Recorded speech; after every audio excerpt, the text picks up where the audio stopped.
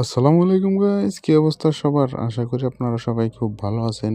আমিও মোটামুটি খুব ভালো আছি। মোটামুটি বলার কারণ হইতেছে গিয়া পাখির অবস্থা খুব খারাপ। একটা পাখির অবস্থা আপনারা দেখতেই পারতেছেন। পাখিগুলা ঠুকরা-ঠুকরি করতে, করতে মাথা দিয়ে রক্ত বের হয়ে গেছে। তো এই বিষয়টা খুবই কষ্টজনক। এইজন্য পাখিটাকে আমি আলাদা করে রাখছিলাম। আসলে হইছে কি, খাঁচার ভিতরে সব পাখি যখন একসাথে থাকে তখন আরো বেশি ঠুকরা-ঠুকরি করে। বিশেষ করে মাথার ভিতরে আরো বেশি আঘাত করে। এজন্য মাথা দিয়ে আরো বেশি রক্তক্ষরণ হয়। এইজন্য আমি চিন্তা করলাম পাখিটার ঘা শুকানোর আগ পর্যন্ত পাখিটাকে আলাদাভাবে একটু রেখে দেই বা গাটা শুকানোর জন্য একটু সময় দেই, যাতে করে তাড়াতাড়ি শুকায়া যায়। আর আমার পাখি পালন করার জন্য খাঁচা একটাই, এজন্য এই জালিটার নিচে পাখিটাকে ঢেকে রাখলাম আর এখানে একটু খাবার দিয়ে দিলাম যাতে করে খাইতে পারে।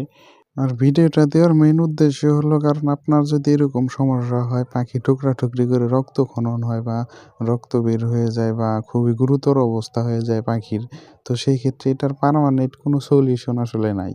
এখানে আপনার যদি একসাথে থাকে তো এরকমটা হইতেই পারে। তো যদি এরকমটা আপনারা দেখেন বা আপনার পাখির সাথে এরকম হয়, তো সেই ক্ষেত্রে এইরকমভাবে একটু আলাদা করে রেখে দিতে হবে গাটা শুকানোর জন্য। আর যদি আপনারা চান ঘরোয়া পরিবেশে কোনো ওষুধ থাকলে দিতে পারেন।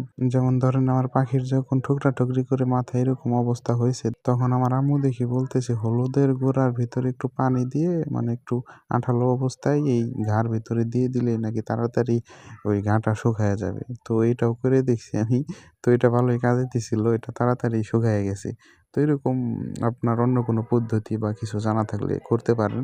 এই ভিডিওটা দিলাম আরকি, তেমন কোনো গুরুত্বপূর্ণ ভিডিও না, আবার অনেকের কাছে গুরুত্বপূর্ণ হতে পারে। তো মনে চাইলো আরকি, এজন্য আপনাদের সাথে শেয়ার করলাম বিষয়টা। আর আমি চাইতেছি আমার এই চ্যানেলটাকে একটু বড় করার জন্য, যাতে করে অনেকেই থাকে। বেশি বড় না, হালকা একটু বড়, বেশি বড় করার দরকার নাই। মোটামুটি বড় হইলেই হবে। তো এইজন্য চ্যানেলে নিয়মিত ভিডিও দেওয়ার চেষ্টা করি। তো আপনারা সবাই সাথেই থাকবেন। তো ভালো থাকবেন সবাই, সুস্থ থাকবেন।